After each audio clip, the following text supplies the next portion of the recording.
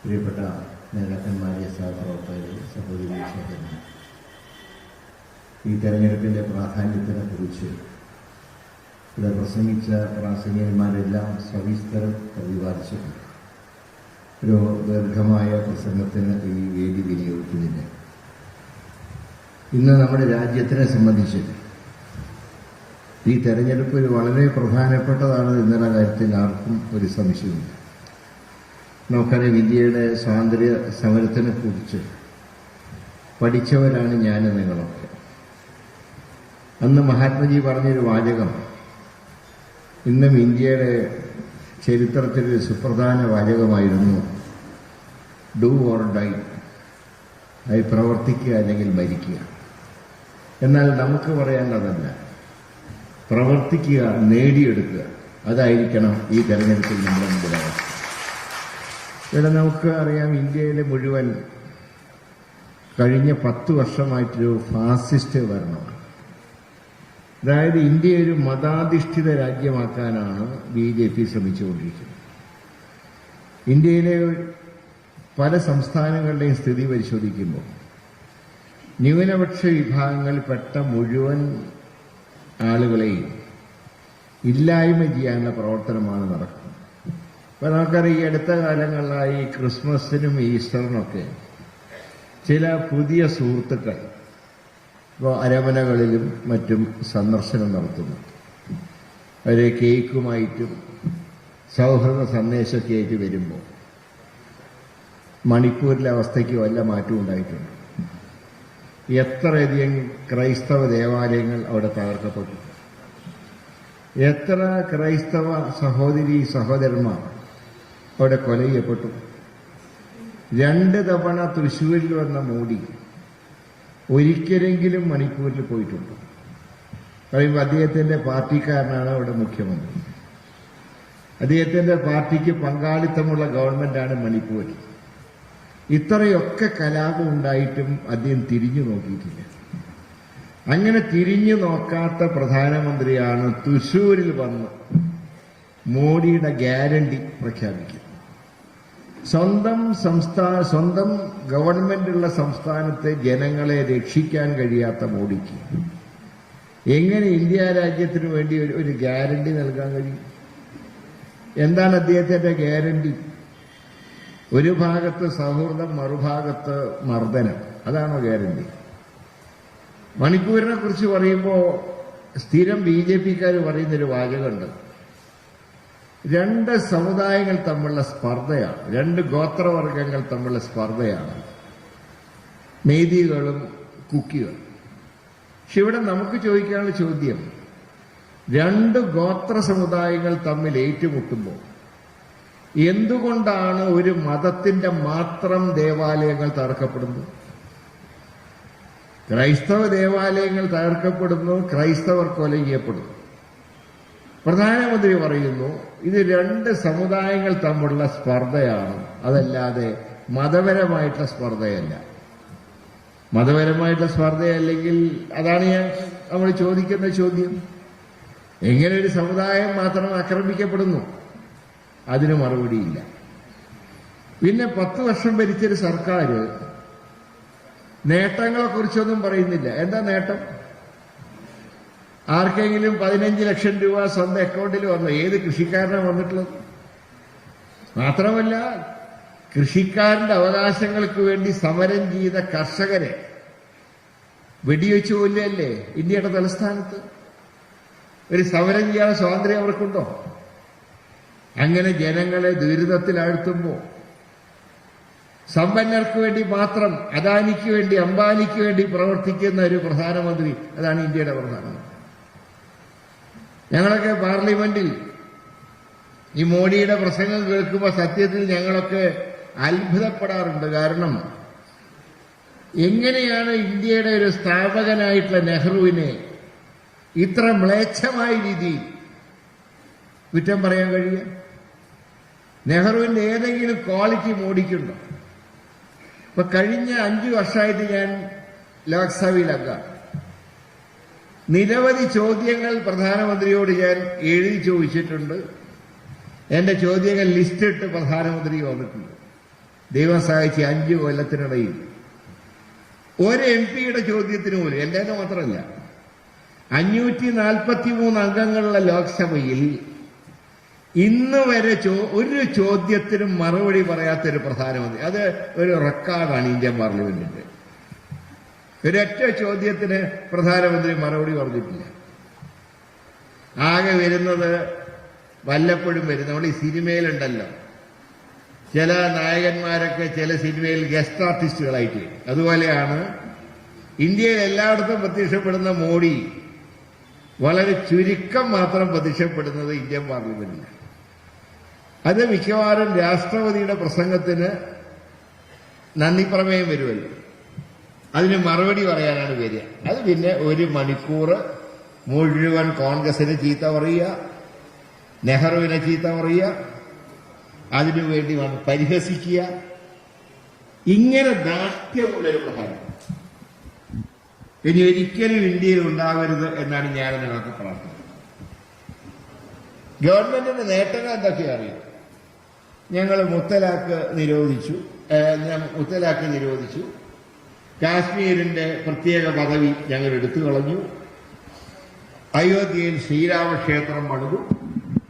പൗരത്വ ഭേദഗതി ഞങ്ങൾ നടപ്പാക്കി. ഞാൻ ചോദിക്കുന്നത്, ക്ഷേത്രവും പള്ളികളൊക്കെ പണിയേണ്ടത് ഗവൺമെന്റാണ്. കഴിഞ്ഞ ജനുവരി 22-ാം തീയതി ശ്രീരാമക്ഷേത്രം ഉദ്ഘാടനത്തിന് പ്രധാനമന്ത്രി ക്ഷണിച്ചപ്പോൾ ഇന്ത്യയിലെ പ്രധാന മഠങ്ങളിലെ ശങ്കരാചാര്യന്മാർ, അവരാരും കോൺഗ്രസ്സുകാരല്ല, അവര് പറഞ്ഞ കാര്യം എന്തായിരുന്നു? അവര് പറഞ്ഞു, ഇത് ഞങ്ങളുടെ ജോലിയാണ്, അമ്പലമൊക്കെ ഉദ്ഘാടനം ചെയ്യണം, ക്ഷേത്ര പ്രതിഷ്ഠ നടത്തേണ്ട ഞങ്ങളാണ്, അല്ലാതെ ഒരു പ്രധാനമന്ത്രിയല്ല.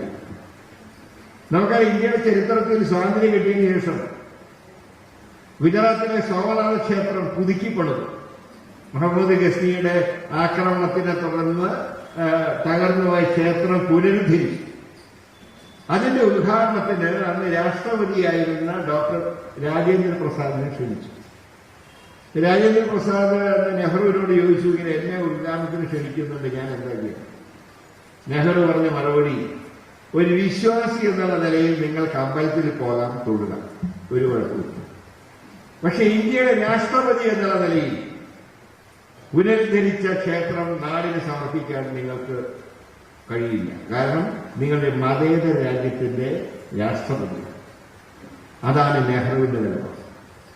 വിശ്വാസിക്ക് അമ്പലത്തിൽ പോകാൻ പ്രാർത്ഥിക്കാം, എന്നാൽ ഒരു അമ്പലം നാടിന് സമർപ്പിക്കേണ്ടത്, ഒരു പള്ളി നാടിന് സമർപ്പിക്കേണ്ടത്, ഒരു ദേവാലയം നാടിന് സമർപ്പിക്കേണ്ടത് മുഖ്യമന്ത്രിയോ പ്രധാനമന്ത്രിയോ മന്ത്രിമാരോ അല്ല.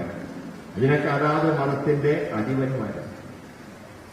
അങ്ങനെയുള്ള രാജ്യത്താണ് ഒരു ക്ഷേത്രം പണിതതിന്റെ പേരിൽ ലോകസഭയിൽ ചർച്ച. ഞാൻ സത്യത്തിൽ ആദ്യ ജീവിതത്തിലെ ഒരു അനുഭവമാണ്. റൂൾ 193 അനുസരിച്ച് പലപ്പോഴും പാർലമെന്റിൽ ചർച്ച നടക്കുന്നത് രാജ്യത്തിനെ ബാധിക്കുന്ന നിരവധി പ്രശ്നങ്ങളാണ് ഈ വകുപ്പ് അനുസരിച്ച് സഭയിൽ ചർച്ച ചെയ്യുന്നത്. അതിന് വരെ സഭ പിരിയുന്ന ദിവസം റൂൾ 193 അനുസരിച്ച് നടത്തിയ ചർച്ച അയോധ്യയിൽ ക്ഷേത്രം പണിതതിനെ കുറിച്ച് സഭ പിരിയുന്ന ദിവസം.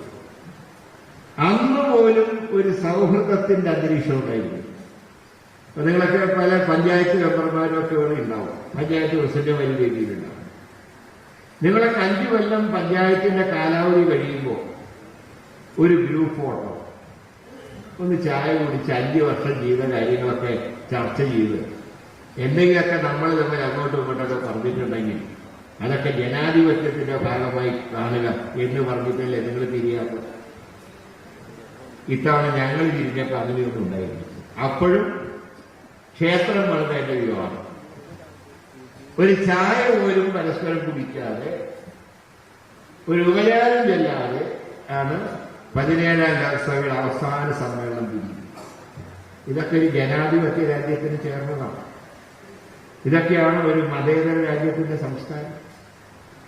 അങ്ങനെയുള്ളൊരു പാർട്ടിയെ, അങ്ങനെ ഒരു സർക്കാരിനെ അധികാരത്തിൽ നിന്ന് നമുക്ക് പുറത്താക്കാൻ കഴിഞ്ഞില്ലെങ്കിൽ ഇനി 5 കൊല്ലം കഴിഞ്ഞിട്ട് ആർക്കും സ്ഥാനാർത്ഥിയായിട്ട് വരേണ്ടി വരില്ല. കാരണം ഇനി ഈ രാജ്യത്ത് അവർ കൊണ്ടുവരുന്നത് പ്രസിഡൻഷ്യൽ ഭരണരീതിയെ, അവിടെ ലോക്സഭയൊന്നും ഉണ്ടാവുകയുള്ളൂ. അങ്ങനെ സ്ഥിതിയിലേക്ക് പോകണം. ആർക്കത് തടയാൻ കഴിയും? അഭിമാനത്തോടെ നമുക്ക് പറയുന്നു, കോൺഗ്രസിന് അതിനെ തടയാൻ കഴിയും. കാരണം ഇന്ത്യയിൽ വേരോട്ടമുള്ള ഒരു പാർട്ടി കോൺഗ്രസ് അല്ലേ. ചില സംസ്ഥാനങ്ങളിലൊക്കെ പഴയ ശക്തിയില്ല, ജനകീകരിക്കുന്നു. പക്ഷേ എല്ലാ രാജ്യത്തും കോൺഗ്രസ് ഉണ്ട്. ഞാൻ ഒരു ഉദാഹരണം പറയാം. ഇപ്പൊ കോൺഗ്രസ് കഴിഞ്ഞ കുറച്ച് കാലമായിട്ട് ഡൽഹിയിൽ കോൺഗ്രസിന് കുറച്ച് ക്ഷീണം. പക്ഷേ നമ്മുടെ ദേശീയ നേതാക്കൾ സോണിയാഗാന്ധി ആവട്ടെ, രാഹുൽ ഗാന്ധി ആവട്ടെ, അവര് വോട്ട് ചെയ്യുന്ന ഡൽഹിയിലാണ്. ആ ഡൽഹിയിൽ കോൺഗ്രസിന് ശക്തിയുള്ളപ്പോഴും ഇന്ന് ശക്തി അല്പം ക്ഷയിച്ചപ്പോഴും അവർ രണ്ടുപേരും വോട്ട് ചെയ്യുന്ന കൈപ്പറ്റിക്കാം. എന്നാൽ ഞാൻ ചോദിക്കട്ടെ, സീതാറാം യെച്ചൂരിയും പ്രകാശ് കാരാട്ടും ഇന്ന് വരെ ജീവിതത്തിൽ അരിവാൾ ചുറ്റിയ നക്ഷത്രത്തിന് വോട്ട് ചെയ്തിട്ടുണ്ട്. ഇതാണ് പറഞ്ഞ് ഞങ്ങൾ BJPക്ക് ബദല് ഞങ്ങളാണ് കേരള മോഡൽ. ആ കേരള മോഡൽ പറയുന്നവരുടെ ഒരൊറ്റ ദേശീയ നേതാവ് അവരുടെ പാർട്ടിക്ക് ഇതുവരെ വോട്ട് ചെയ്തില്ല. കാരണം ആ സ്ഥാനം അവിടെ ഇല്ല. ഇപ്പൊ തന്നെ ഇന്ത്യയിൽ കഴിഞ്ഞ 3 വർഷത്തിനുള്ളിൽ 10 സംസ്ഥാനങ്ങളിൽ തെരഞ്ഞെടുപ്പ് നടന്നു. ഞാൻ ചോദിക്കട്ടെ, CPM-ന് എത്ര സീറ്റ് കിട്ടും? ഈ 10 സംസ്ഥാനം ഒരൊറ്റ സീറ്റ് കിട്ടിയില്ല എന്ന് മാത്രമല്ല, എല്ലായിടത്തും കെട്ടിവെച്ച കാശ്. പിന്നെ ചിലയിടത്തൊക്കെ 4ാം സ്ഥാനത്ത് വന്നു. എന്താ കാരണം അറിയാം? 5ാം സ്ഥാനത്ത് ആരും ഉണ്ടായിരുന്നില്ല. അതുകൊണ്ട് 4 സ്ഥാനാർത്ഥികൾ മത്സരിച്ചിടത്ത് 4ാം സ്ഥാനം വന്നു. ഒരിടത്തും 2ാം സ്ഥാനം വരെ എത്താത്ത പാർട്ടിയാണ് ഞങ്ങൾ ഇന്ത്യ പോയിട്ട് ഭരിച്ചോളാം എന്ന് പറഞ്ഞ് നിങ്ങളോട് വോട്ട് ചെയ്യുക. അപ്പൊ എന്താണ് കരുത്ത്? പിന്നെ ഇവർക്ക് രാശിയുണ്ടോ? കേരളത്തിൽ മുഖ്യ ശത്രു കോൺഗ്രസ്, തമിഴ്നാട്ടിൽ ചെന്നാൽ മുഖ്യമിത്രം കോൺഗ്രസ്, ബംഗാളിൽ ചെന്നാൽ സഖ്യകക്ഷി കോൺഗ്രസ്, ത്രിപുരയിൽ ചെന്നാൽ സഖ്യകക്ഷി കോൺഗ്രസ്, കേരളം വന്നാൽ മുഖ്യ എതിരാളി കോൺഗ്രസ്. ഇതിപ്പോ ഈ ലോക്സഭയിലേക്ക് ഇലക്ഷൻ നടക്കുമ്പോൾ ഒരു പാർട്ടിയുടെ നയാണ്. പിന്നെ ഈ ഇടതുപക്ഷ മുന്നണിയിൽ എത്ര അഖിലേന്ത്യാ പാർട്ടികളുണ്ട്? ഇപ്പൊ CPI അഖിലേന്ത്യാ പാർട്ടിയാണ്. അവരുടെ കാര്യം നഷ്ടം പറഞ്ഞാൽ വലിയ നഷ്ടമാണ് കേട്ടോ. കാരണം പഴയ അധികൃത പാർട്ടിയുടെ ഇപ്പോഴത്തെ പതിപ്പാണ് CPI. പക്ഷെ അവര് യോഗങ്ങളൊക്കെ പറയണ്ട, ഞങ്ങളുടെ പാർട്ടി കൊച്ചുമാണ്. ഈ കൊച്ചു പാർട്ടിയിലാണ് വലിയ പാർട്ടി ജനിച്ചത് CPM കേരളത്തിൽ. അവർക്ക് ഇപ്പൊ അംഗീകാരം CPIക്ക്. പിന്നെ ഇടതുപക്ഷം എന്ന് പറയുന്നത് ഇവർക്കെന്താ യോഗ്യത? RSP കോൺഗ്രസിന്റെ കൂടെയല്ലേ? ഫോർവേഡ് ബ്ലോക്ക് കോൺഗ്രസിന്റെ കൂടെയല്ലേ? അപ്പൊ വ്യക്തമായൊരു കാഴ്ചപ്പാടില്ലാത്തവർക്കല്ല ഈ രാജ്യത്തിന്റെ വോട്ട്. അത് ഇന്ത്യയിൽ ഒരേ നയമുള്ള വ്യക്തമായ കാഴ്ചപ്പാടുള്ള ഇന്ത്യൻ നാഷണൽ കോൺഗ്രസ് ആണ് ഈ രാജ്യത്ത് ജയിച്ചു വരുന്നത്. ആ കോൺഗ്രസിന് മാത്രമേ BJPയെ നേരിടാൻ കഴിയൂ. അത് നേരിട്ടതിന്റെ പേരിലല്ലേ രാഹുൽ ഗാന്ധിക്ക് MP സ്ഥാനം പോയത്? ഞാൻ ചോദിക്കട്ടെ, കഴിഞ്ഞ 10 വർഷക്കാലം BJPക്കെതിരെ പോരാട്ടത്തിന് നേതൃത്വം കൊടുത്ത രാഹുൽ ഗാന്ധിയല്ലേ? 4000 കിലോമീറ്റർ അല്ലേ അദ്ദേഹം സഞ്ചരിച്ചത്? നിങ്ങൾക്കറിയാലോ, പുതുക്കാടിലൂടെ അല്ലേ അദ്ദേഹം നടന്നുപോയത്? ഞാൻ അദ്ദേഹത്തിന്റെ കൂടെ 494 കിലോമീറ്റർ കേരളത്തിൽ നടന്നാളല്ല. എന്തൊരു ചുറുചുറുക്കായിരുന്നു അദ്ദേഹത്തിന്റെ ആ നേതൃത്വത്തിന്. കാശ്മീരിലെ തണുത്ത് മരവിച്ച അന്തരീക്ഷത്തിലും കേരളത്തിലെ ചൂടുള്ള അന്തരീക്ഷത്തിലും അദ്ദേഹം നടന്നില്ലേ ശക്തനായി? അപ്പൊ ആ രാഹുൽ ഗാന്ധിയാണ് മോഡിയെ നേരിട്ടതിന്റെ പേരിൽ അദ്ദേഹത്തിന് കുറച്ചാൽ MP സ്ഥാനം പോയി. താമസ വീട്ടിൽ നിന്ന് അദ്ദേഹത്തിനെ ഇറക്കി വിട്ടു. അതും ഇലക്ഷനിൽ അദ്ദേഹത്തിന് കോടതി അദ്ദേഹത്തിനെ ഡിസ്ക്വാളിഫൈ ചെയ്ത ദിവസം, ആ ദിവസം തന്നെ അദ്ദേഹത്തിനെ വീട്ടിൽ നിന്ന് ഇറക്കി വിടുക. ഇപ്പൊ ഡൽഹിയിലൊക്കെ ചെന്നാൽ നിങ്ങൾക്ക് കാണാം, കാലാവധി കഴിഞ്ഞ് 10-20 കൊല്ലം കഴിഞ്ഞിട്ടും MP-മാരുടെ ക്വാർട്ടേഴ്സിന് ഇറങ്ങാത്തവരുണ്ടാവും. അപ്പോഴാണ് MP സ്ഥാനം നഷ്ടപ്പെട്ട അന്ന് വൈകുന്നേരം രാഹുൽ ഗാന്ധിയെ അദ്ദേഹത്തിന്റെ വീട്ടിൽ നടത്തി. സത്യത്തില് സോണിയാഗാന്ധിക്ക് MP എന്ന നിലയിൽ 10-20 ഉണ്ടായിരുന്നില്ലായിരുന്നെങ്കിൽ അത് എവിടെ കിടക്കുമായിരുന്നു ആ ദിവസം കാലത്ത്? അപ്പൊ അങ്ങനെയുള്ള നേതാവ് നയിക്കുന്ന ഒരു പാർട്ടി, ആ പാർട്ടി ജയിച്ചു വരേണ്ടത് ഈ നാടിന്റെ നന്മയ്ക്കാവശ്യം. പിന്നെ ഇടതുപക്ഷം ഏൽപ്പിച്ച സ്ഥലം പോലും കൊളാക്കിയില്ലേ? കാരണം മാസം മാസം സർക്കാർ ജീവനക്കാർക്ക് ശമ്പളം കിട്ടിയപ്പോ കഴിഞ്ഞ 1-ാം തീയതി കിട്ടിയോ? അപ്പൊ പറയും കേന്ദ്രം തരുന്നില്ല, കേന്ദ്രം തമിഴ്നാടിന് കൊടുക്കുന്നില്ല, പക്ഷെ അവർ ശമ്പളം കൊടുക്കും തമിഴ്നാട്ടിൽ. കേന്ദ്രം ഹിമാചൽ പ്രദേശിന് കൊടുക്കുന്നില്ല കാശ്, പക്ഷെ അവർ ശമ്പളം കൊടുക്കും 1-ാം തീയതി. കേരളത്തിൽ എന്റെ ശമ്പളം കൊടുക്കാൻ കഴിയാനും ദൂർത്തടിക്കുക, പണം ദൂർത്തടിക്കുക. മുഖ്യമന്ത്രിക്ക് ക്ലിഫ് ഹൗസ് മൂടി പിടിപ്പിക്കുക. ഇവിടെ എല്ലാവരും ഇങ്ങനെ ശമ്പളം കിട്ടാണ്ട് ജീവനക്കാരിങ്ങനെ കഷ്ടപ്പെടുക. KSRTC ജീവനക്കാരാണെങ്കിൽ 1-ാം തീയതി ശമ്പളം കിട്ടിയ കാലം മറന്നു. വിധവാ പെൻഷനില്ല, ലൈഫ് പദ്ധതിയില്ല. അങ്ങനെ ജനങ്ങൾ കഷ്ടപ്പെട്ട് പറയുമ്പോൾ മുഖ്യമന്ത്രി പറയുകയാണ്, ഞാൻ നേരിടുന്ന ഏറ്റവും വലിയ പ്രശ്നം ക്ലിഫ് ഹൗസിൽ കൂടെ മരപ്പെട്ടിയാണ്. മരപ്പെട്ടി മൂത്രം ഒഴിക്കുന്നു, ഷർട്ടിന് മൂത്രം ഒഴിക്കുന്നു, അലക്കി വയ്ക്കാൻ പറ്റുന്നില്ല, ഒരു ഗ്ലാസ് വെള്ളം വെച്ചാൽ അതിൽ മൂത്രം ഒഴിക്കുന്നു. എന്ത് ചെയ്യാൻ? അതുകൊണ്ടാണ് ക്ലിഫ് ഹൗസ് ഓടി പിടിപ്പിക്കുന്നത്. മരപ്പെട്ടിയെ പിടിക്കാൻ ക്ലിഫ് ഹൗസിൽ ചെലവാക്കിയത് 25 ലക്ഷം ലിഫ്റ്റ് വയ്ക്കാൻ. ലിഫ്റ്റ് വെച്ചാൽ മരപ്പെട്ടി പിടിക്കും. തൊഴുത്ത് പണിത് 42 ലക്ഷം. എന്നിട്ട് 5 ലക്ഷത്തിന്റെ ചാണകം കുഴിച്ച് എന്ത് ചാണകം എടുക്കുന്ന ലക്ഷമാണ്? 5 ലക്ഷം രൂപ ചാണകം കുഴിക്കും. ഇതിനൊക്കെ കാശുണ്ടല്ലോ. നിങ്ങളെ കേരളീയം നടത്തിയില്ലേ? കഴിഞ്ഞ നവംബർ മാസം തിരുവനന്തപുരത്ത് എത്രയാണ് ചെലവഴിച്ചത്? 27 കോടി. അന്ന് ഓർക്കണ്ടേ? കയ്യിൽ കാശില്ല, ദൂർധരിക്കേണ്ട കാര്യമല്ലോ. വീട് ചോദിക്കുന്ന പാവങ്ങൾ എത്ര കർഷകരാക്കുന്നു. ഇവിടെ ഇടതുപക്ഷ സ്ഥാനാർത്ഥിനെ കുറിച്ച് പറയേണ്ടത് എന്താണ്? നെൽകർഷകർ എത്ര നെൽകർഷകർ ഈ അടുത്ത ഇവിടെ LDFന്റെ സ്ഥാനാർത്ഥിയുടെ പാർട്ടിയല്ലേ കൃഷി വകുപ്പ് കൈകാര്യം. കുട്ടനാട്ടിലെ കർഷകർ ആത്മഹത്യ ചെയ്യുന്നു, പാലക്കാട് ആത്മഹത്യ ചെയ്യുന്നു. ഇവിടെയൊക്കെ ഈ കർഷക തൊഴിലാളികൾ എന്ന് പറയുന്ന ബംഗാളികളാണ്. കേരളത്തിൽ ആരും ഫീൽഡിലേക്ക് വരുന്നില്ല. എന്നിട്ട് ഇപ്പോഴത്തെ കൃഷിമന്ത്രി വയലിൽ കയറിയിട്ട് കൊയ്താൽ ഇവിടെ കൃഷി മറ്റേ ലാഭം കിട്ടുമോ? കർഷകർക്ക്, നെൽകൃഷി കർഷകർക്ക് സബ്സിഡി കൊടുക്കുന്നു പറഞ്ഞു. എല്ലാം ശേഖരിച്ചു വെച്ച എല്ലാ നെല്ലും കിളുക്കാൻ തുടങ്ങി.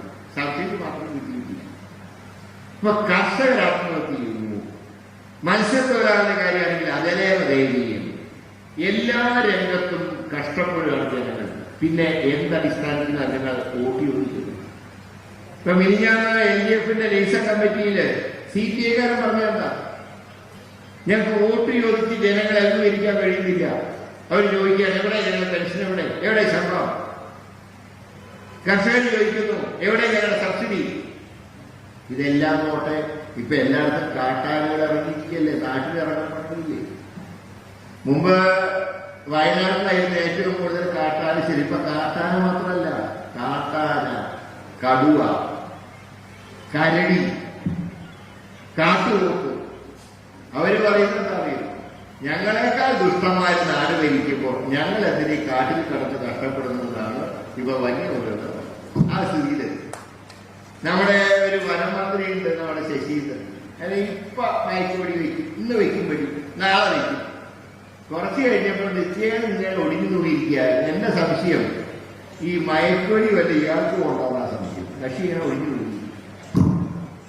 അപ്പൊ വന്യമൃഗങ്ങളുടെ ആക്രമണം, കൃഷി നശിക്കുന്നു. ഇപ്പൊ വയനാട്ടിൽ, ഇടുക്കിയിലൊക്കെ അവസ്ഥ എന്താന്ന് പറഞ്ഞാൽ ഇതേ പോക്കാണെങ്കിൽ അവരൊക്കെ നാട് വിടാനുള്ള കിട്ടിയ വിലയ്ക്ക് വസ്തു വിറ്റ് പോകാൻ പോവാണ് കർഷകർ.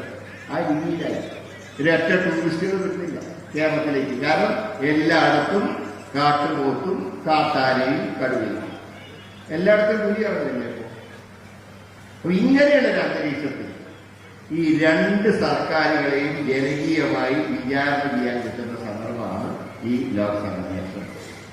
അവിടെയാണ് ഞാൻ പറയുന്നത്, നമ്മൾ 2020 നേടിയാൽ മോഡിക്ക് പിന്നെ ഇന്ത്യ ഭരിക്കാനും കഴിയില്ല. അതോടെ പിണറായിയുടെ ശല്യം ഒഴിവായി കിട്ടും. അതുകൊണ്ട് ഒരു വെടിക്ക് 2 പക്ഷിയാണ് ഈ തെരഞ്ഞെടുപ്പിൽ നമുക്ക് ചെയ്യാൻ. പിന്നെ മറ്റൊന്നും ഞാൻ പറയുന്നില്ല. ഇപ്പൊ നിങ്ങൾക്കറിയാം, ഒരു മതേതര ഭാരതം, രാഹുൽ ഗാന്ധിയുടെ നേതൃത്വം, അത് രണ്ടും മാത്രമേ എനിക്ക് തരാത്തൊരു ഗ്യാരണ്ടി എന്ന് പറയാൻ എനിക്കുള്ളൂ. കാരണം ഈ രാജ്യത്തിന് സെക്യുലർ ഗവൺമെന്റ് രാഹുൽ ഗാന്ധിയുടെ നേതൃത്വത്തിലുണ്ടാകും. തീർച്ചയായിട്ടും ഞാൻ അദ്ദേഹത്തിനോടൊപ്പം ഉണ്ടാകും. കാരണം ഒരു മനുഷ്യൻ ഈ രാജ്യത്തിന് വേണ്ടി കഷ്ടപ്പെടുമ്പോൾ ആ മനുഷ്യന് കൈത്താവ് കൊടുക്കേണ്ടത് എന്റെയും നിങ്ങളുടെയും ചുമതല. അദ്ദേഹം കഷ്ടപ്പെടുന്നത് അദ്ദേഹത്തിന്റെ കുടുംബത്തിന് വേണ്ടിയല്ല, കോൺഗ്രസ് പാർട്ടിക്കും ഈ രാജ്യത്തിനും വേണ്ടിയാണ്. അങ്ങനെ നേതാവാണ് ഞങ്ങളെ നയിക്കുന്നതെന്ന് എനിക്കും നിങ്ങൾക്കും അഭിമാനത്തോടെ പറയാതെ. അങ്ങനെ നേതാവിന് വേണ്ടിയാണ് ജനങ്ങളോട് വോട്ട് ചോദിക്കുന്നത്. അതുകൊണ്ട് ഇത്തവണ ഒറ്റ കാര്യം പറയുന്നുള്ളൂ, നമുക്ക് ഈ സീറ്റ് നിലനിർത്തിയാൽ മാത്രം പോരാ. ഇനി സംഘികൾക്ക് കേരളത്തിൽ കാലുകുത്താനുള്ള ധൈര്യം ഉണ്ടാകുന്നു. അതിന് അവരെല്ലായിടത്തും 3ാം സ്ഥാനത്തേക്ക് അയക്കും. 1ാം സ്ഥാനം 2ാം സ്ഥാനം എല്ലാം 3ാം സ്ഥാനത്തേക്ക് അയക്കാം. പക്ഷേ LDF-കാർ മനസ്സിൽ വിചാരിക്കുന്നത് എന്താ അറിയില്ല, അവര് 1ാം സ്ഥാനം അല്ലെങ്കിൽ BJP, അതാണ് അവരുടെ മനസ്സിലിരിക്കുന്നത്. അല്ലെങ്കിൽ ഞാൻ ചോദിക്കട്ടെ, എന്തടിസ്ഥാനത്തിലാണ് ഗോവിന്ദൻ മാഷും EP ജയരാജൻ എന്ന് പറഞ്ഞത് ഞങ്ങളും BJP തമ്മിൽ മത്സരം? അത് കേട്ടിട്ട് ചില BJP നേതാക്കന്മാർ ബോധം വിട്ടു പോകുന്നു. കാരണം അവർക്ക് പോലും അറിയില്ല അവരുടെ സ്ഥാനാർത്ഥികൾക്ക് 3ാം സ്ഥാനെങ്കിലും കിട്ടുമെന്ന്. അപ്പൊ പറയാ നമ്മൾ തമ്മിലാ മത്സരം, അതോടെ അവരുടെ ക്യാഷ് പോകും. അങ്ങനെ പറയാണ് കോൺഗ്രസിന് വോട്ട് ചെയ്ത എല്ലാം BJP ആവും. കോൺഗ്രസിന് ഒരുപാട് ചില ഭാഗ്യാന്വേഷികൾ പോയിട്ടുണ്ട് BJP-യിലേക്ക്. അത് എനിക്കും അറിയാമല്ലോ. എന്നിട്ട് മുഖ്യമന്ത്രി പറയുകയാണ് 10ഓളം മുൻ മുഖ്യമന്ത്രിമാർ കോൺഗ്രസ് വിട്ട് BJP-യിലേക്ക് പോയി. കോൺഗ്രസ് ഇന്ത്യ മുഴുവൻ ഭരിച്ച പാർട്ടിയാണ്. ഏതാണ്ട് ഒരു 10-100 മുൻ മുഖ്യമന്ത്രിമാരുണ്ട് പാർട്ടിക്കവർ. അതിൽ 10 പേര് പോയാൽ അത്രയും ആനക്കായി. ഈ കേരളത്തിൽ മാത്രമുള്ള CPM എത്ര പേര് പോയി? അബ്ദുള്ളക്കുട്ടി ഇരുന്ന് പോയതല്ലേ CPM? കോൺഗ്രസ് പോയത് CPM അല്ലേ? ഇടയ്ക്ക് നമ്മുടെ കൂടെ വന്നു, നമ്മൾ മറ്റ് സ്ഥാനമൊക്കെ കൊടുത്തു, ആ വഴിക്കാൻ വേണ്ടി. പിന്നെ അദ്ദേഹത്തിന്റെ XMP പാസ് CPM-ന്റെ അവരാണ്, XML-ന്റെ അവരാണ്. അദ്ദേഹം CPM-ന്റെ MP ആയിരുന്നു അബ്ദുള്ളക്കുട്ടി. അതേ BJP-ക്ക് അൽഫോൺസ് കണ്ണന്താനം CPM-ന്റെ MLA 5 കൊല്ലം കേരള നിയമസഭയിൽ. BJP-യില് ആദ്യം വിശ്വാസനം പോയത് ഓർമ്മയുണ്ടല്ലോ. BJP-യിലേക്ക് ഇപ്പൊ രാജേന്ദ്രൻ പോകുന്നു, S രാജേന്ദ്രൻ. അദ്ദേഹം പറഞ്ഞാൽ അറിയുമോ? ഞാൻ ഇപ്പോ ഈ ചതിയന്മാരുടെ രൂപത്തിലില്ല. ആരെ ചതിയന്മാർ? CPM-നെ കുറിച്ച് അദ്ദേഹം പറയും. പരിചയം MLA 5 വർഷം ജില്ലാ പഞ്ചായത്തൊക്കെ ആയി. അദ്ദേഹം പറയാണ് ഞാൻ ഈ ചതിയന്മാരുടെ കൂടെയില്ല, കേരളത്തിലെ ചതിയന്മാരുടെ കൂടെയില്ല. അപ്പൊ പത്രക്കാർ ചോദിച്ചു, ഇന്ത്യയെ ചതിക്കുന്നവരുടെ കൂടെ പോവോ, BJP-യിലേക്ക് പോവോ? ഇന്ന് ഞാൻ ഏതായാലും പോകുന്നില്ല, നാളത്തെ കാര്യം പറയുന്നത്. പിന്നെ വ്യക്തമായില്ല. 4 കാല്, തുമ്പിക്കൈ, 2 കൊമ്പ്, വാല് എന്ന് പറഞ്ഞാൽ ആനയാണ്, പ്രത്യേകിച്ച് പറയേണ്ട കാര്യമില്ല. ഇന്ന് ഞാൻ പോകുന്നില്ല, നാളത്തെ എനിക്ക് പറയാൻ കഴിയില്ല. അപ്പോ രാജേന്ദ്രന് പോവാം. അപ്പൊ കേരളത്തിൽ തന്നെ ബംഗാളിന്റെ കാര്യം പറയാനില്ല. ബംഗാളിന് ഹോൾസെയിലായിട്ടാ പോയത്. രക്തസാക്ഷി കൊണ്ടുപോകുമ്പോൾ ഒരു ദിവസം നോക്കിയപ്പോൾ കാവി പൊളച്ചു നിൽക്കുക. 12 കണ്ട് പോയി. പാർട്ടിയിലെല്ലാം BJP-യിലേക്ക് പോയി. അവരാണ് പറയുന്നത് കോൺഗ്രസിന് വോട്ട് ചെയ്യേണ്ട, BJP-യിലേക്ക് പോകും. നിങ്ങളാരും നിങ്ങളുടെ കാര്യം നോക്കിയാൽ മതി. BJP-യെ നേരിടാൻ കോൺഗ്രസ് ഉണ്ട് ഈ രാജ്യം. ആ കോൺഗ്രസിന്റെ ശക്തമായ നിലകൾ ഈ കേരളത്തിലെ 20 സീറ്റും നമുക്ക് നേടിയെടുക്കണം. അതിനുള്ള പോരാട്ടമാണ്. ആ പോരാട്ടത്തിൽ ഒറ്റക്കെട്ടായി നിന്നോട് കഴിഞ്ഞ ലോക്സഭാ തെരഞ്ഞെടുപ്പിൽ നിങ്ങളുടെ പ്രധാന പുതുക്കാടുമ്പോ ഈ പുനഃക്രമീകരിച്ചു വന്നപ്പോ ഒരു ഇടതുപക്ഷ നിയോജകമണ്ഡലമായിട്ടാണ് കണക്കാക്കുന്നതെങ്കിലും കഴിഞ്ഞ ലോക്സഭയിൽ ചിത്രം മാറിയാണ്. അതുപോലെ നമുക്ക് സ്ഥിരമായി UDF ജയിക്കുന്നൊരു നിയോജകമണ്ഡലമാക്കി നമുക്ക് പുതുക്കാടിനെ മാറ്റിയെടുക്കും. എനിക്ക് പുറമേന് മുമ്പ് തട്ട്ലെ സ്റ്റേറ്റ് വലക്കേസ് നടന്നപ്പോ അന്ന് പ്രതിയാക്കപ്പെട്ട CK കരുണാകരനൊക്കെ കുറെ കാലം താമസിച്ചെന്ന് ഈ ആകലൂര് ഭാഗത്താണ്. കാരണം അദ്ദേഹത്തിന് ജാമ്യം കിട്ടിയപ്പോൾ ഒരു വ്യവസ്ഥയുണ്ടായിരുന്നു, തൃശ്ശൂർ കാര്യത്തിൽ കയറാൻ പാടില്ല. അങ്ങനെ അദ്ദേഹം മാസങ്ങളോളം ഇവിടെ താമസിച്ചിട്ടുണ്ട്. അന്നൊക്കെ ഞാൻ കുട്ടിയായിരുന്നു.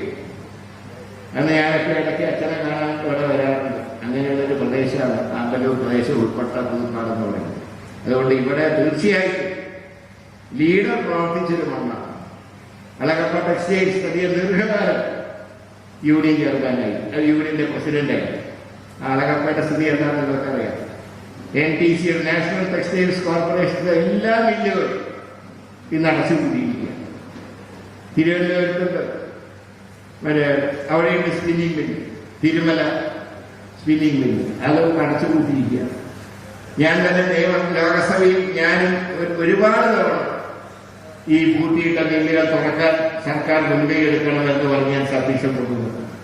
പരിഗണിക്കാന്ന് പറയുന്നതല്ല, കേന്ദ്ര ഗവൺമെന്റ് തികച്ചും തെറ്റായുള്ള സമീപനമാണ് സ്വീകരിച്ചത്.